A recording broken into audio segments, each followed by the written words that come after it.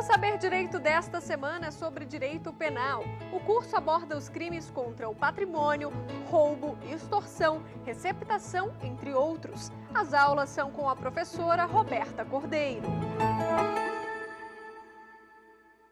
Olá pessoal, sou a professora Roberta Cordeiro, professora de Direito Penal e Processo Penal, e nós vamos iniciar o nosso estudo novamente. Nós vimos que nesta semana nós estamos tratando dos crimes contra o patrimônio. Na aula passada nós falamos do crime de furto, no artigo 155 do Código Penal, que prevê lá subtrair para si ou para outra em coisa alheia a móvel com a pena de reclusão de 1 a 4 anos e multa. E nós verificamos as alterações trazidas pela Lei 13.654, do dia 24 de 4 de 2018, acrescentando uma qualificadora, na verdade, duas qualificadoras no crime de furto.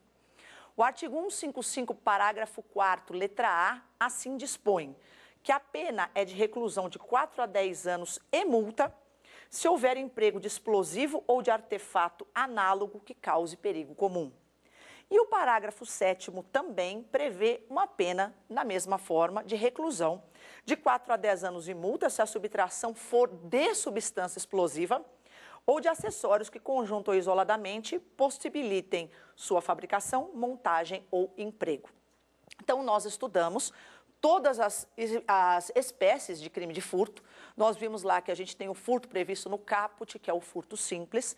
Aí, logo em seguida, nós vimos com a pena de 1 a 4 anos, nós vimos o furto noturno, que é uma causa de aumento de pena, previsto não só para o caput, como também para o parágrafo 2º e para o parágrafo 4º, hoje nos termos do entendimento do STJ, que o furto noturno é uma majorante com aumento de pena de 1/3.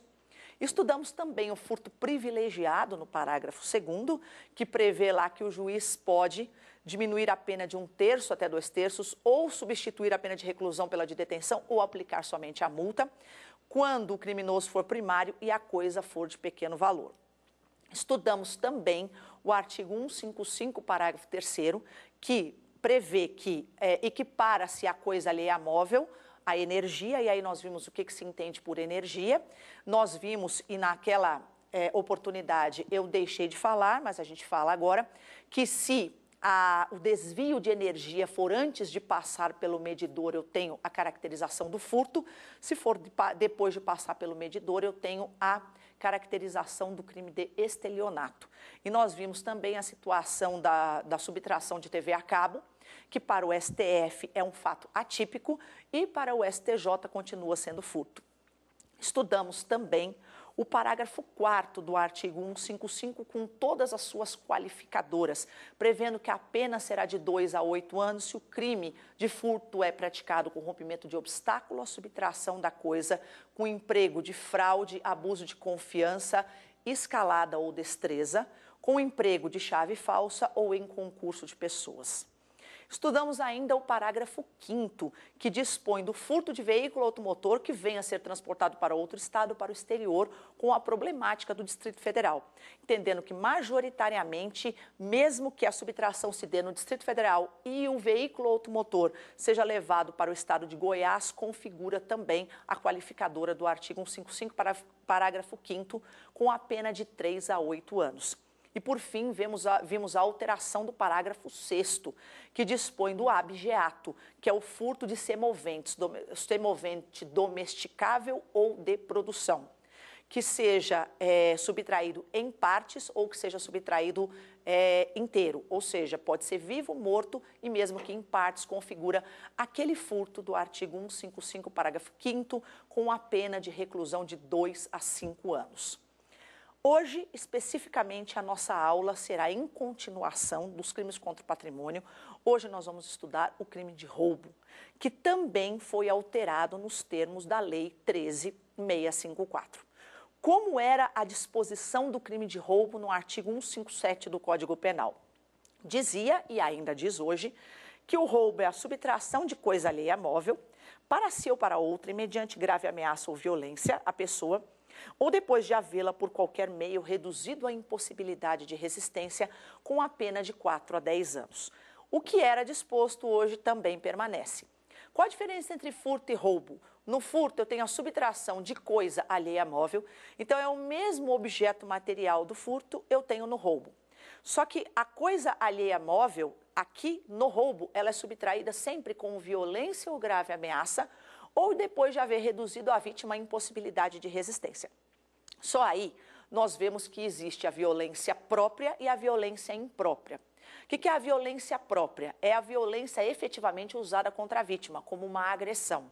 E a violência imprópria é você reduzir a vítima à impossibilidade de resistência, como, por exemplo, a subtração usando o Boa Noite Cinderela. Pois bem, o artigo 155 caput do Código Penal prevê duas formas de roubo, o roubo próprio e o roubo impróprio. O que é o roubo próprio? Roubo próprio ocorre quando, ambos previstos no caput, tá? O roubo próprio ocorre quando a violência ou a grave ameaça são usadas antes ou durante a subtração, enquanto que o roubo impróprio ocorre quando a violência ou grave ameaça são usadas após a subtração. Quanto ao roubo próprio e ao roubo impróprio, nós vamos estudá-los melhor quando a gente for falar da consumação e da tentativa do crime de roubo, tá? De outro lado, o parágrafo 1º, aliás, o caput, ele prevê o roubo próprio e o parágrafo 1º, perdão, prevê o roubo impróprio, coisa que eu não tinha lido para vocês, que diz assim: na mesma pena incorre quem, logo depois de subtrair a coisa, emprega violência contra a pessoa ou grave ameaça a fim de assegurar a impunidade do crime ou a detenção da coisa para si ou para terceiro. Então, reformulando, o caput, ele prevê o roubo próprio, que é a violência empregada antes ou durante a subtração, e o parágrafo 1º prevê o roubo impróprio, que é a violência usada após a subtração. Ainda, o parágrafo 2º, ele se chama roubo majorado, circunstanciado ou agravado. Por que não é uma qualificadora? O que vem a ser qualificadora no direito penal? Quando eu tenho qualificadora, eu aumento os limites mínimo e máximo da pena, o que não acontece no artigo 157, parágrafo 2º. No artigo 157, parágrafo 2º, eu mantenho a pena do caput ou do parágrafo 1º. Então, a pena é de 4 a 10 anos de reclusão. O que vai acontecer no artigo 157, parágrafo 2º? Vai ocorrer um aumento de pena de 1/3 até metade. Quando é usado isso na dosimetria da pena? Olha só, quando o juiz faz a dosimetria da pena, de acordo com o artigo 68 do Código Penal, ele usa o critério chamado critério trifásico. Ou seja, ele dosa a pena numa ordem de 3 fases. Na primeira fase, ele leva em conta circunstâncias judiciais. Quais são elas? São aquelas previstas no artigo 59 do Código Penal. Quais sejam a culpabilidade, os antecedentes, a conduta social, a personalidade, os motivos, as circunstâncias, as consequências do crime e o comportamento da vítima. Já na segunda fase, o juiz levará em conta as agravantes, que estão previstas em número taxativo nos artigos 61 e 62 do Código Penal, e as atenuantes, previstas em número exemplificativo nos artigos 65 e 66 do Código Penal.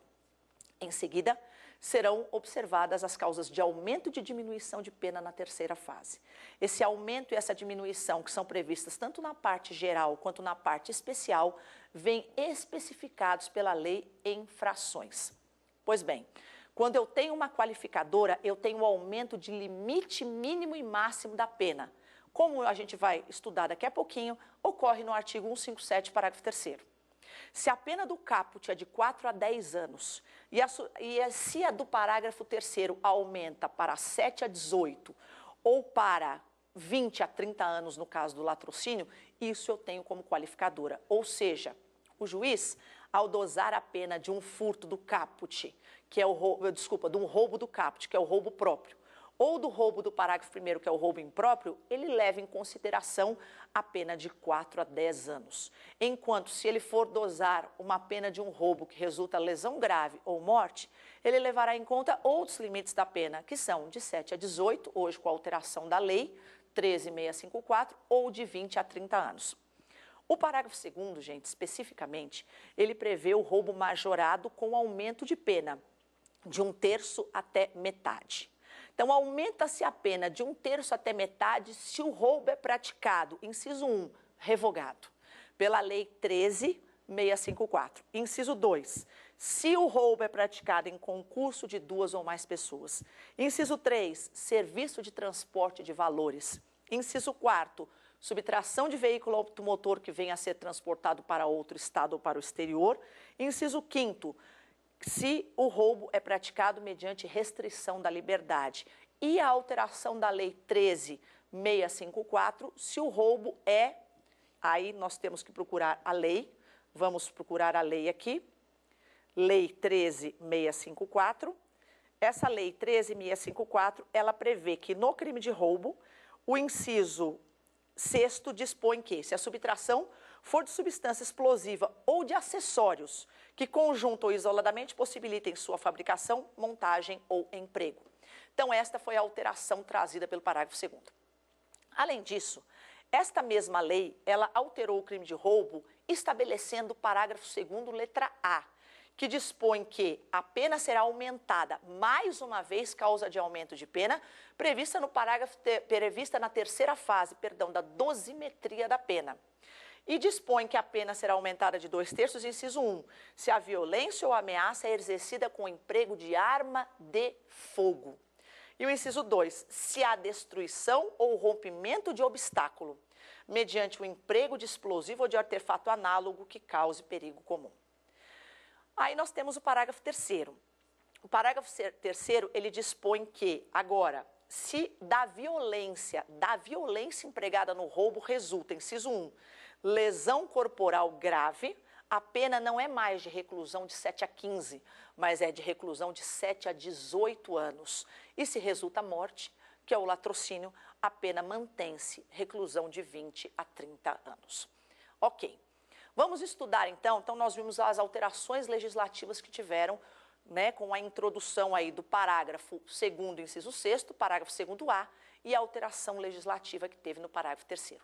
Vamos estudar agora especificamente o crime de roubo, com a sua objetividade jurídica, com os seus sujeitos do crime. A gente vai estudar o elemento subjetivo, a conduta, e, por fim, nós vamos estudar a consumação e tentativa e vamos falar especificamente de cada uma das espécies de roubo. Quando a gente fala de objetividade jurídica, como a gente estudou no furto, nós estamos estudando os crimes contra o patrimônio. Pois bem, o roubo, ele é um crime contra o patrimônio. Só que o roubo, diferentemente do furto, ele é um crime complexo. O furto é um crime simples, que tem como objetividade jurídica o patrimônio, entendendo-se nisso a propriedade e a posse. O roubo não. O roubo, além disso, ele não é um crime simples, ele é um crime complexo. Tutela-se, além do patrimônio, também a integridade da vítima e a liberdade. Por que integridade? Porque é possível que o roubo seja praticado com violência. E aí nós temos que no caput, quando diz subtração, subtrair para si ou para outra em coisa alheia móvel mediante violência, entenda-se esta violência como uma lesão de natureza leve, prevista no artigo 129 caput do Código Penal. Então, se a subtração for com uma lesão de natureza leve, esta lesão será absorvida pelo princípio da consunção, pelo artigo 157 do Código Penal e, portanto, a pessoa só responderá por roubo.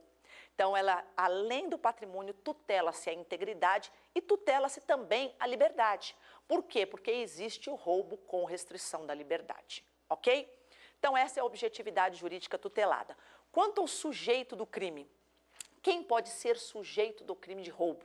Bom, o sujeito ativo, o roubo é um crime comum, o roubo pode ser praticado por qualquer pessoa, então qualquer pessoa é o sujeito ativo. Quem é o sujeito passivo do roubo? Normalmente, o proprietário ou possuidor da coisa. Se a coisa está em poder de terceiro, além do proprietário e do possuidor, é também quem sofre a violência ou a grave ameaça. Então, é possível que nós tenhamos dois sujeitos passivos no roubo, tanto aquele que tem a perda patrimonial, quanto aquele que sofre a violência ou a grave ameaça, desde que a coisa esteja em poder de terceiro. Ok. Continuando o nosso estudo, nós vamos estudar agora, antes do elemento subjetivo, a conduta. O que diferencia, e nós já estudamos, os crimes contra o patrimônio, eles são crimes que, por incrível que pareça, na prática, são muito parecidos. Como assim? Tanto no roubo quanto no furto, eu tenho a subtração. A diferença é que, no furto, essa subtração é sem violência ou grave ameaça. Enquanto que no roubo eu tenho que ter a violência ou grave ameaça exercidas contra a vítima ou contra terceiro que está na posse dos bens da vítima. Que mais? Qual a diferença ainda que existe entre o roubo e a extorsão? No roubo existe subtração, na extorsão existe constrangimento. Ocorre que a maior diferença que existe, tanto um quanto o outro crime, né, esta é a semelhança, são praticados com violência ou grave ameaça. Ocorre que no roubo o comportamento da vítima é prescindível. Ou seja, se eu aponto o revólver para a cabeça de uma pessoa e falo, me dá sua carteira, e ela não der, simplesmente eu tomo. Enquanto que na extorsão, o comportamento da vítima é imprescindível. E por acaso, que nós vamos estudar daqui a pouquinho, é por causa do comportamento da vítima que se dá a consumação do crime de extorsão. Ou seja, se eu colocar o revólver na cabeça de uma pessoa, pedir a carteira e ela não quiser me dar, eu tomo. Se eu colocar o revólver na cabeça de uma pessoa e pedir a senha do banco e ela não quiser me dar, a alternativa que eu tenho é matar a pessoa. Mas eu não posso ter a senha se essa pessoa não me entregar. Então, nesse caso, o comportamento da vítima na extorsão, ele é imprescindível. Então, essas são as diferenças que a gente vai vendo entre os crimes contra o patrimônio, o furto, o roubo e a extorsão. Sendo que quando a gente lê a lei, eles parecem muito semelhantes, eles parecem, perdão, muito diferentes. E quando a gente estuda na prática, eles, assim, têm alguns detalhes que quando, por exemplo, um agente de polícia vai registrar uma ocorrência, muitas vezes ele fica na dúvida, como a gente estudou na aula passada. Qual a diferença entre furto mediante fraude e estelionato? Nós estudamos que no estelionato existe a entrega da coisa, enquanto que no furto mediante fraude, a fraude é utilizada para distrair a vigilância da vítima e facilitar a subtração. A mesma coisa do furto com abuso de confiança e apropriação indébita. Na apropriação indébita e no furto com abuso de confiança tem-se a posse. Só que na apropriação indébita eu tenho a posse desvigiada, enquanto que no furto com abuso de confiança eu tenho a posse vigiada da coisa. Pois bem, então continuando aqui o nosso estudo, vamos falar agora, continuando o nosso estudo, nós vamos falar sobre o elemento subjetivo do crime de roubo. O roubo, ele pode ser praticado apenas com dolo. Dentre os crimes contra o patrimônio, o único que, além do dolo, admite também a forma culposa é a receptação. Então, não tem nenhum outro. Eu tenho o furto, eu tenho o roubo, tenho a extorsão, extorsão mediante sequestro, o dano, apropriação indébita, estelionato, várias formas de estelionato e a receptação. O único que admite, além do dolo, também a culpa é a receptação. Então, o elemento subjetivo do roubo é o dolo. Mas eu tenho duas espécies de roubo divididas entre o caput e o parágrafo 1º, o roubo próprio e o roubo impróprio. Reparem uma coisa, no roubo impróprio é prevista na lei uma finalidade, ou seja, se a pessoa, após a subtração, emprega a violência ou grave ameaça com o fim de ficar com a posse, assegurar a detenção da coisa, não é isso? Ou a impunidade do crime para si ou para outrem. Vamos ler lá o que dispõe o artigo 157, parágrafo 1º do Código Penal. Ele diz o seguinte, lendo aqui a lei. Na mesma pena incorre quem, logo depois de subtrair a coisa, emprega violência contra a pessoa ou grave ameaça a fim de assegurar a impunidade do crime ou a detenção da coisa para si ou para terceiro. Pois bem, esta finalidade, este fim, é chamado pela doutrina de dolo específico. Olha só, o roubo do caput, roubo comum, o roubo próprio, que é aquele onde eu uso a violência ou grave ameaça antes ou durante a subtração, ele tem apenas o dolo chamado dolo genérico. Enquanto que no parágrafo 1º eu tenho um dolo específico. Eu tenho que subtrair, posteriormente usar a violência ou grave ameaça com a finalidade de assegurar a detenção do crime ou a impunidade o agente usa para si ou para outrem. Qual a consequência disso? Gente, o furto, ele é um crime material. O que é um crime material? É aquele onde a lei prevê o resultado e exige a sua ocorrência para a consumação. No roubo, eu tenho o roubo do caput, que é chamado roubo próprio, e o roubo do parágrafo 1º, que é o roubo impróprio. O roubo do caput, que é um roubo próprio, ele é um crime material. Ele se consuma, a gente já vai falar, nos mesmos moldes do furto.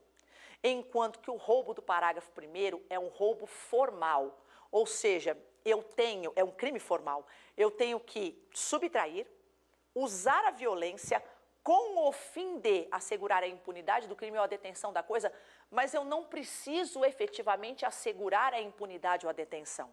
Então, este roubo, nós vamos estudar agora, ele vai se consumar com o emprego da violência ou da grave ameaça. Se eu vou conseguir a impunidade do crime ou a detenção, eu vou chamar isto de mero exaurimento. Portanto, além do dolo genérico previsto no caput do artigo 157, eu também tenho o dolo específico previsto no artigo 157, parágrafo 1º, que dispõe este fim, esta finalidade que precisa ser querida, mas não precisa ser alcançada. Então, nós temos aí no parágrafo 1º um crime chamado de crime formal. Professora, o que é crime formal? Crime formal é aquele onde a lei prevê o resultado, mas não exige a sua ocorrência para a consumação. Ele se consuma com a conduta e o resultado, se ocorrer, será chamado de mero exaurimento.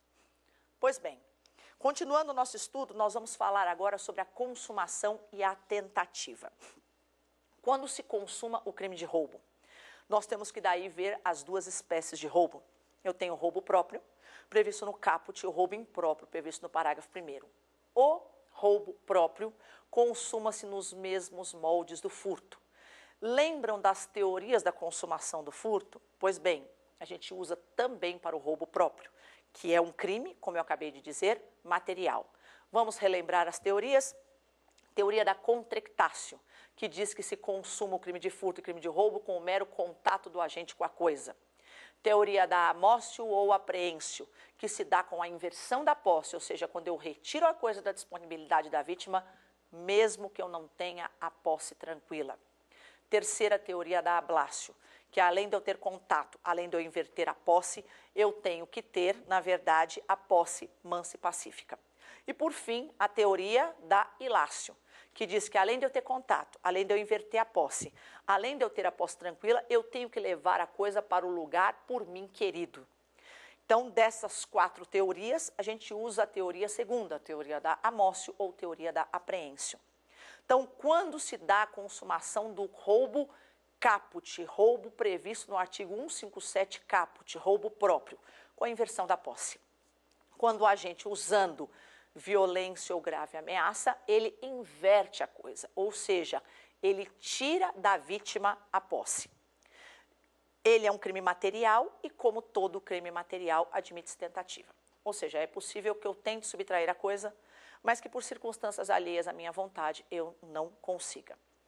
Já no roubo previsto no artigo 157, parágrafo 1º, que é o roubo impróprio, eu tenho 3 momentos.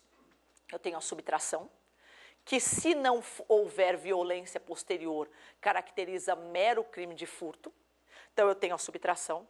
Logo em seguida, o emprego da violência ou grave ameaça com a finalidade de assegurar a impunidade do crime ou a detenção da coisa. Mas eu não preciso alcançar essa finalidade. Essa finalidade, se alcançada, a gente estudou que é mero exaurimento. Então, quando é que este crime de roubo se consuma? Primeira coisa, esse crime de roubo é um crime formal, que eu tenho a conduta, eu subtraio e emprego a violência com essa finalidade, que não precisa ser alcançada. Então, ele é um crime que se consuma com o emprego da violência ou grave ameaça com a finalidade de assegurar a impunidade do crime ou a detenção da coisa. Mas não necessariamente ela precisa ser alcançada. Ela somente precisa ser querida. Ok? E a tentativa desse crime é admissível? Se vocês têm na cabeça que o crime formal não admite tentativa, esqueçam. O crime formal admite sim tentativa. E esse é um caso de crime formal que é admissível a tentativa. Quando que ocorre a tentativa, professora?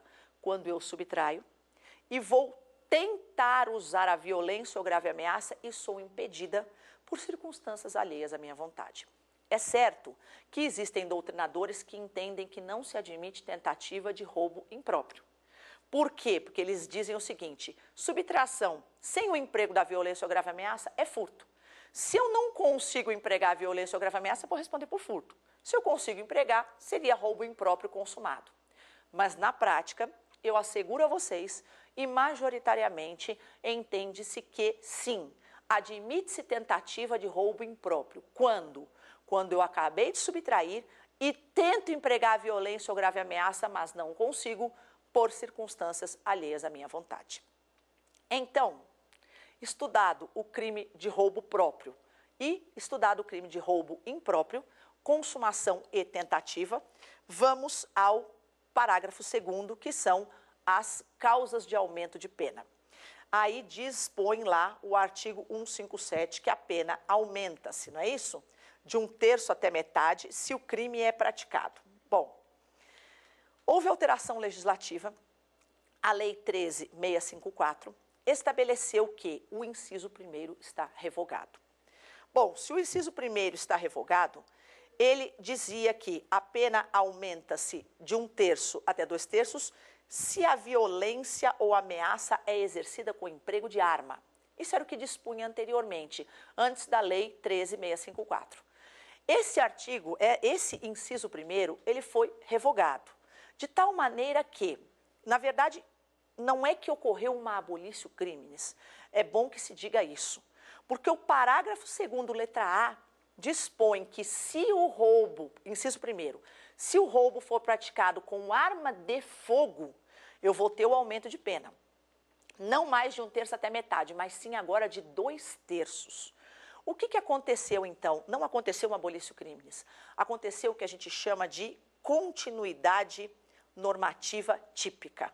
O que é essa continuidade normativa típica? Bom, continuidade normativa típica, ela ocorre quando uma determinada conduta está prevista em um artigo e ocorre uma reformulação legislativa e esta conduta passa a estar prevista em outro artigo.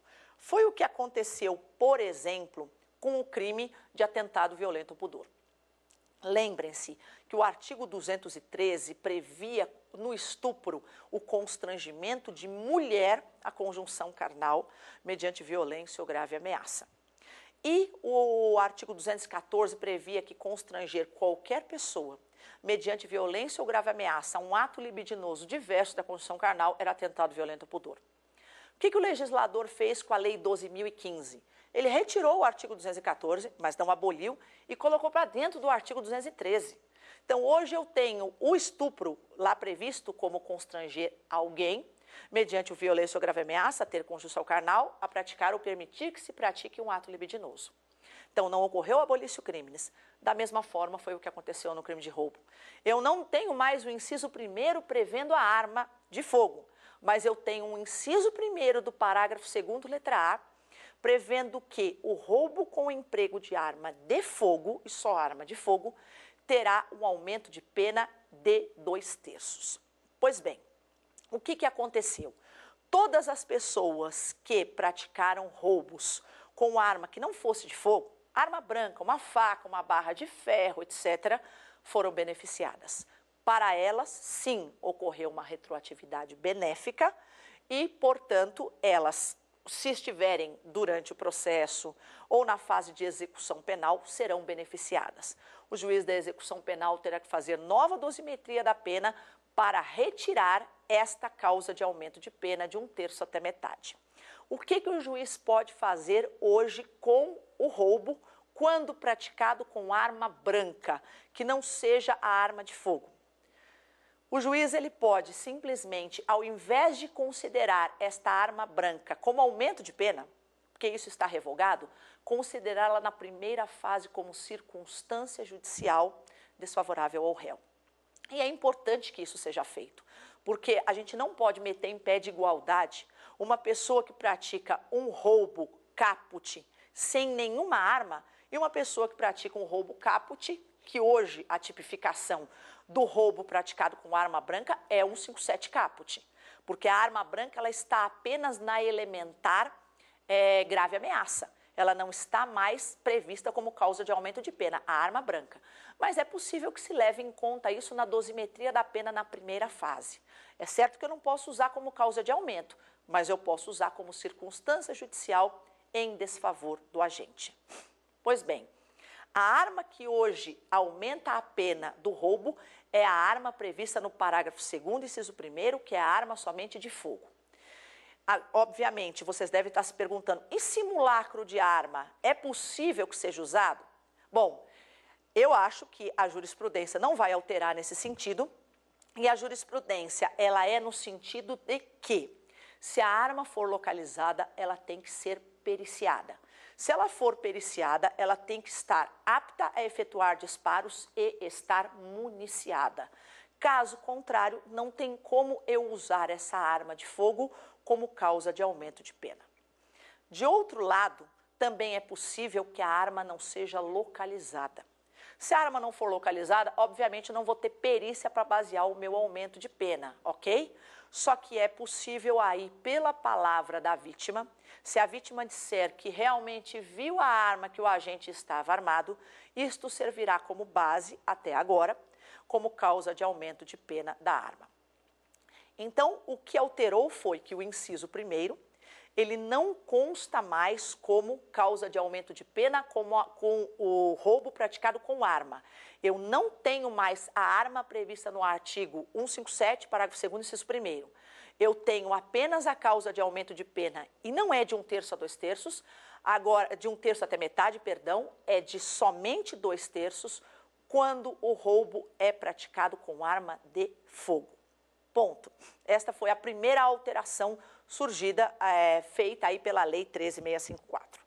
Depois disso, aí nós temos, então, o inciso 2º do artigo 157, que nós vamos estudar agora, que diz que se o crime for praticado em concurso de pessoas, né, concurso de 2 ou mais pessoas, aí cabe a majorante, ou seja, eu aumentar a pena de 1/3 até metade.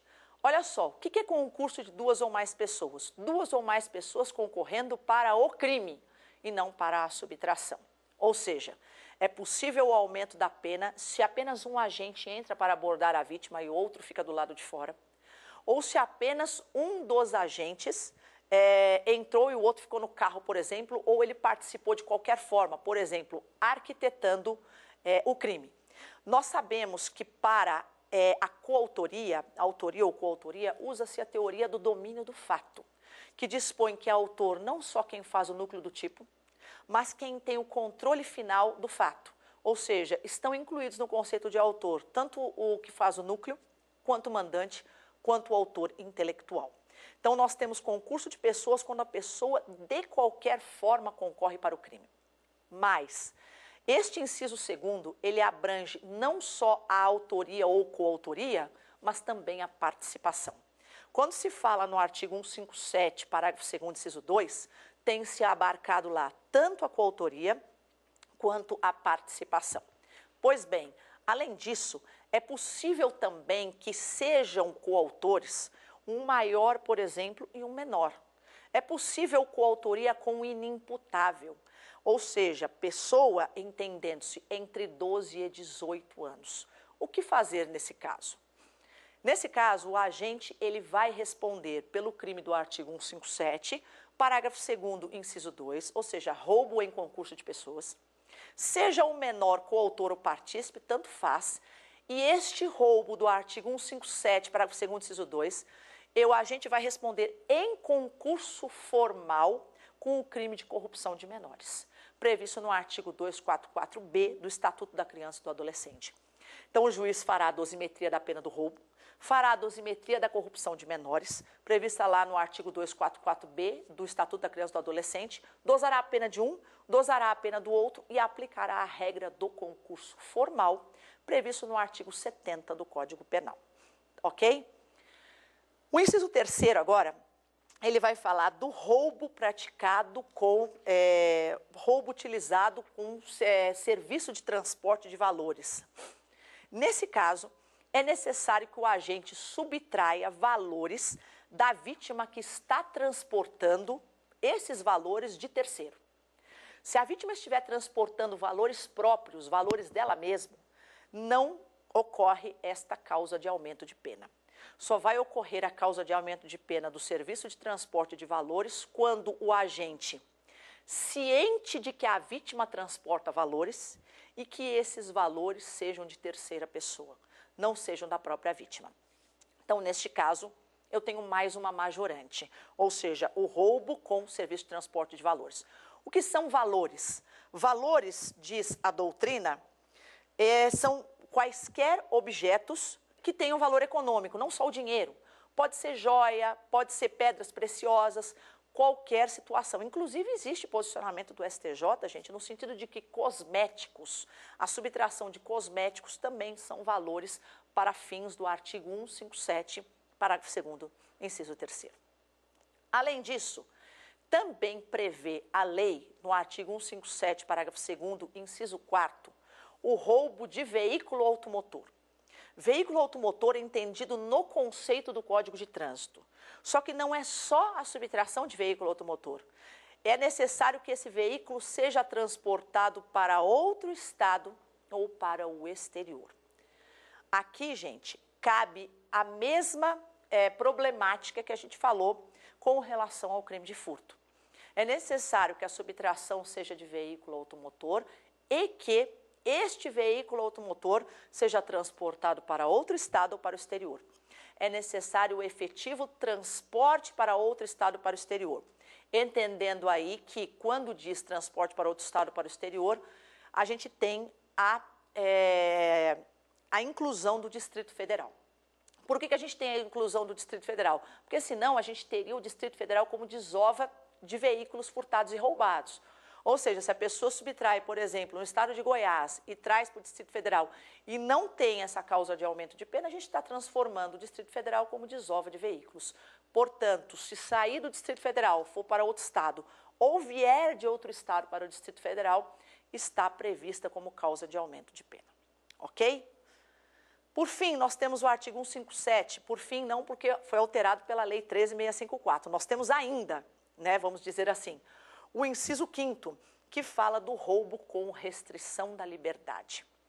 Olha só, antes da alteração legislativa do artigo 158, parágrafo 3º, eu tinha, que prevê hoje o sequestro relâmpago, como nós vamos estudar, eu tinha este roubo com restrição da liberdade entendido também como sequestro relâmpago.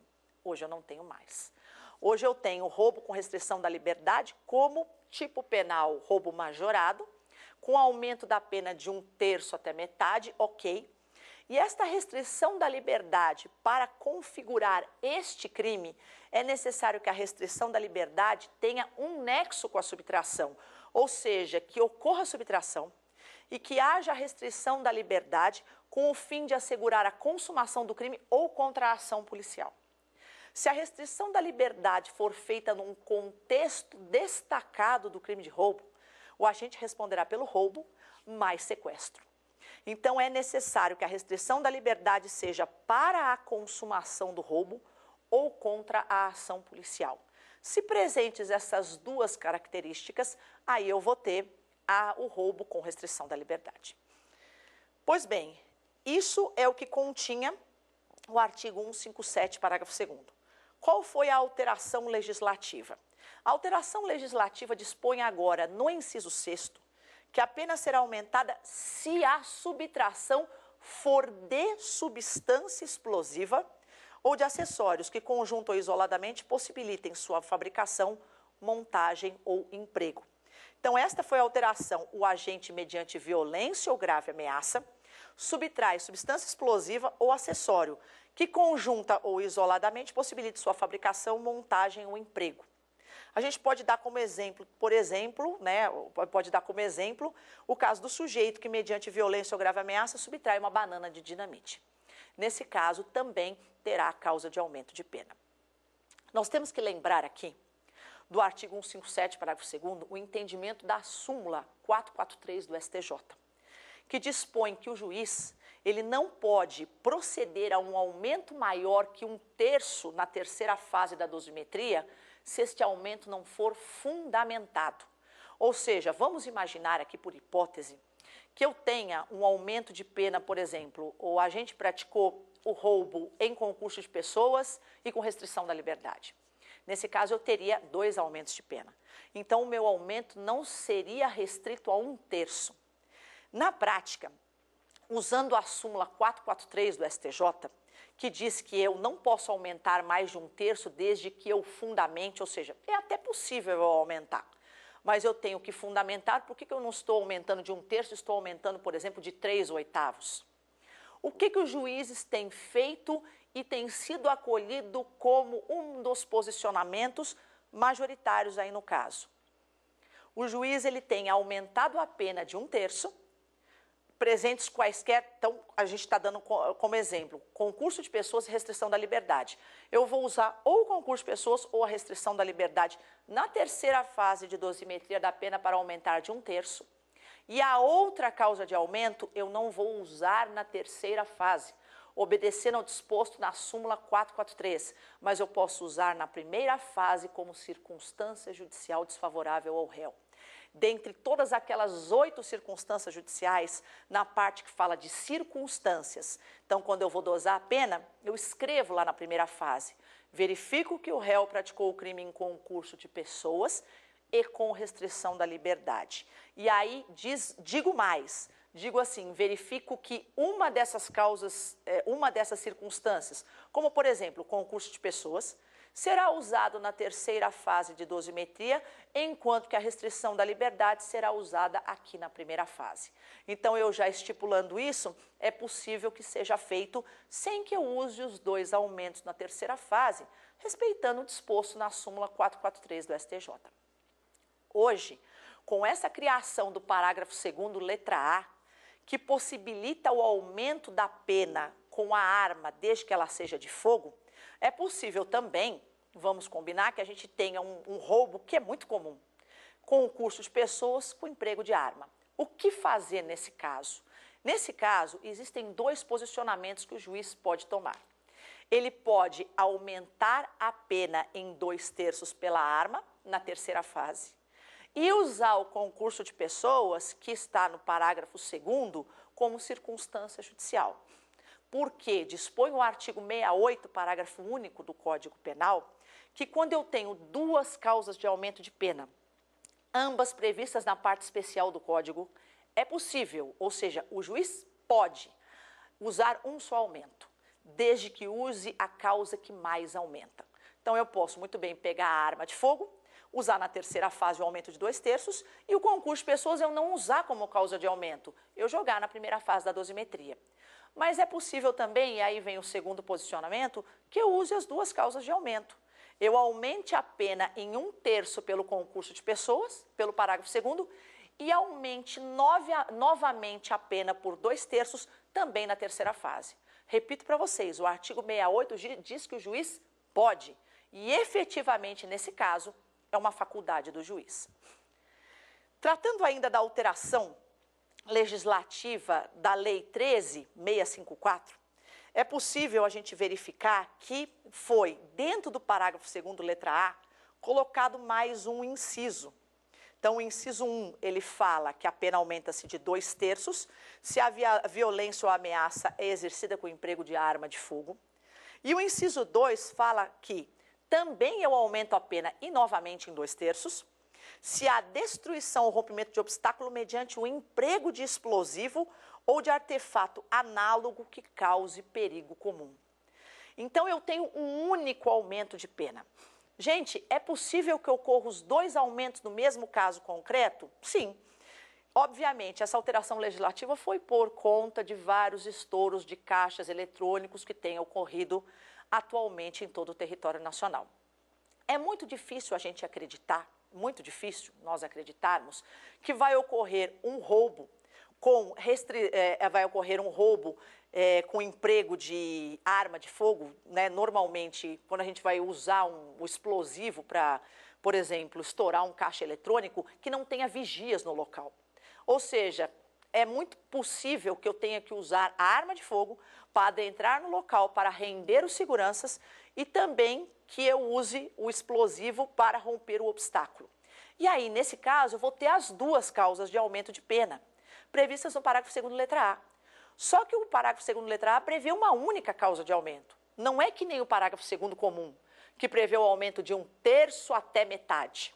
Aqui o aumento é de 2/3, seja com arma ou, diz lá o inciso 2º, né, que fala se há destruição ou rompimento de obstáculo.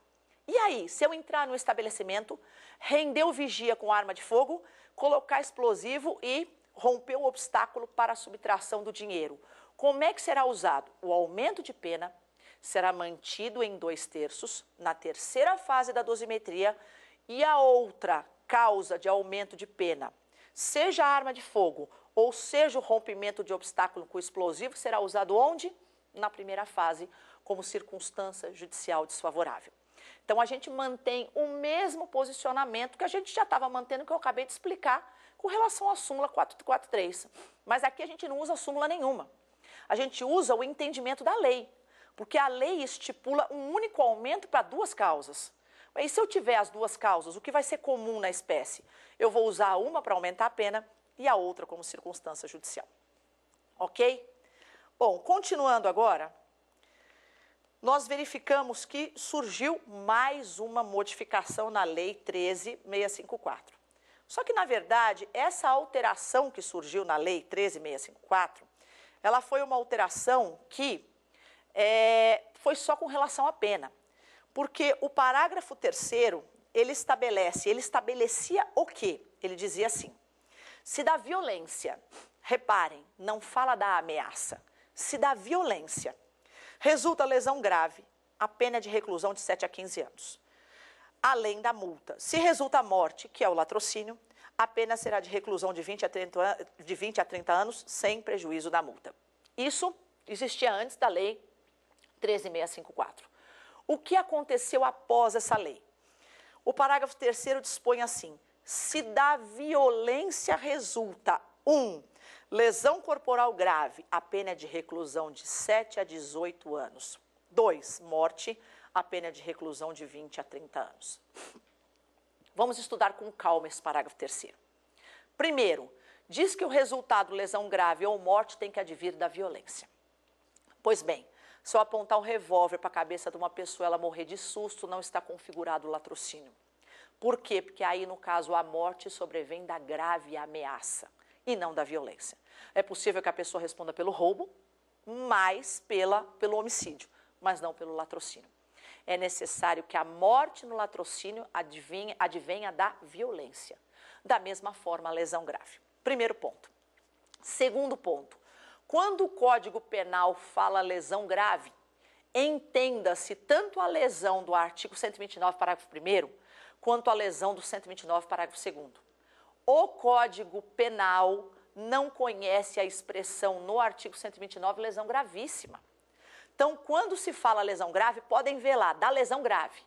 Parágrafo 1º, aí vem as hipóteses de lesão grave, pena de 1 a 5 anos. Parágrafo 2º, as hipóteses de lesão grave, de novo, que a gente chama de gravíssima, com a pena de 2 a 8 anos. Então, quando o Código Penal, em outros artigos, ele fala se resulta lesão grave, pode ser qualquer resultado previsto no 129, tanto o parágrafo 1º quanto o parágrafo 2º.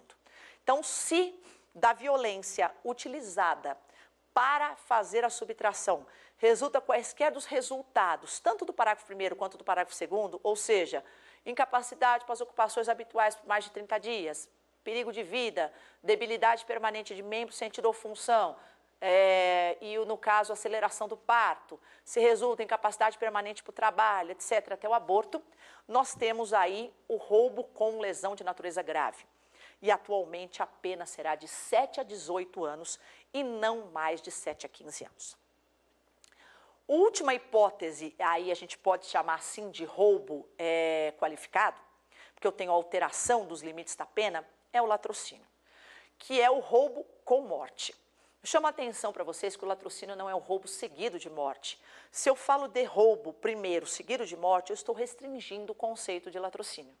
Porque, na verdade, o latrocínio ele é o roubo com nexo com a morte. Se essa morte vier antes, ou durante, ou depois, eu tenho latrocínio. Se a morte vier antes ou durante a subtração, eu chamo de latrocínio próprio, igual ao roubo. E se a morte vier após a subtração, eu chamo de latrocínio impróprio. Pois bem, é necessário que essa morte ela venha da violência empregada contra o sujeito passivo. No caso do latrocínio, haverá latrocínio quando a morte for da vítima ou de terceira pessoa. Então, não é necessário que a morte seja só da vítima. É necessário que seja de uma terceira pessoa, mesmo que não for a vítima. Não é possível a existência do latrocínio quando a morte for do coautor ou partícipe. Se eu matar meu coautor ou partícipe, eu responderei por homicídio, aquele homicídio do artigo 121, parágrafo 2º, inciso 5º, que é um homicídio qualificado, que é o homicídio por conexão, que é o homicídio para assegurar a execução, ocultação, impunidade ou vantagem de outro crime. Ou seja, se eu mato meu coautor ou partícipe para ficar com o produto da subtração, isso é homicídio. Haverá e pode ocorrer, o latrocínio no caso, quando eu atirando na vítima ou em terceiro, eu mato o meu coautor ou partícipe por aberratio ictus, por erro na execução. Então, se eu atirando na vítima, por erro na execução, por desvio no golpe, eu acerto o meu coautor ou partícipe, está configurado sim o crime de latrocínio. Mas eu, por vontade, matar o meu comparsa, eu não responderei por latrocínio. Eu responderei por homicídio por conexão. Artigo 121, parágrafo 2º, inciso 5º. Ok? Ainda dentro do latrocínio, é possível, e a gente tem que estudar, o conceito da súmula 610 do Supremo Tribunal Federal. A súmula 610 do Supremo Tribunal Federal, ela dispõe que ocorrerá o crime de latrocínio se a morte for consumada e a subtração for tentada. Na verdade, nós temos que atentar que latrocínio é igual subtração mais homicídio, ok? Quando a subtração for tentada e o homicídio for tentado, eu tenho latrocínio tentado. Então, antes que vocês me perguntem, professora, os crimes pré-dolosos, como regra, não admitem tentativa. O latrocínio admite tentativa? Nós temos que pensar o seguinte, o latrocínio nem sempre é um crime pré-doloso. O que é um crime pré-doloso? É um crime doloso com resultado culposo. O latrocínio, eu tenho a subtração, que sempre é dolosa, e a morte, que pode ser dolosa ou culposa. Então, é possível que eu subtraia e queira matar, ou é possível que eu subtraia e desta subtração ocorra a morte. Ou seja, morte dolosa ou morte culposa. Então, eu tenho subtração mais morte. Essa morte dolosa ou culposa. Quando a morte é dolosa, é possível, então, que eu tenha tentativa de latrocínio. Ok? Então, se eu tenho subtração mais homicídio, que é igual a latrocínio, quando essa subtração é tentada e o homicídio é tentado, o latrocínio será tentado. Quando a subtração e o homicídio forem consumados, eu tenho latrocínio consumado. De outro lado, subtração tentada, homicídio consumado, súmula 610, latrocínio consumado. E ao contrário, subtração consumada, homicídio tentado, latrocínio tentado. Vejam, o latrocínio, ele não é um crime contra a vida. O latrocínio é um crime contra o patrimônio. Tanto que o latrocínio, ele não é julgado pelo tribunal do júri. O tribunal do júri julga crimes contra a vida e os conexos, quais sejam homicídio, induzimento ao suicídio, infanticídio e as hipóteses de aborto, 124, 125, 126. Mas não julga o latrocínio. O latrocínio é um crime contra o patrimônio. O latrocínio é um roubo com morte. Então, nesse caso, ele não vai a júri, mas o que manda no latrocínio é o homicídio. Toda vez que eu tenho o homicídio consumado, eu tenho o latrocínio consumado. Vejam, subtração consumada, homicídio consumado, latrocínio consumado. Subtração tentada, homicídio consumado, latrocínio consumado. E todas as vezes que o homicídio é tentado, eu tenho o latrocínio tentado. Então, ocorre exatamente isso de a gente ter o que manda no latrocínio, exatamente o homicídio. Ok? Com isso, a gente termina o crime de roubo. Então, nesta aula, nós estudamos o roubo, vimos as alterações legislativas que ocorreram com relação a essa espécie de crime, e na aula que vem nós estudaremos o crime de extorsão, previsto no artigo 158, extorsão mediante sequestro, além do crime de dano, que também sofreu alterações legislativas. Muito obrigada e até a próxima aula.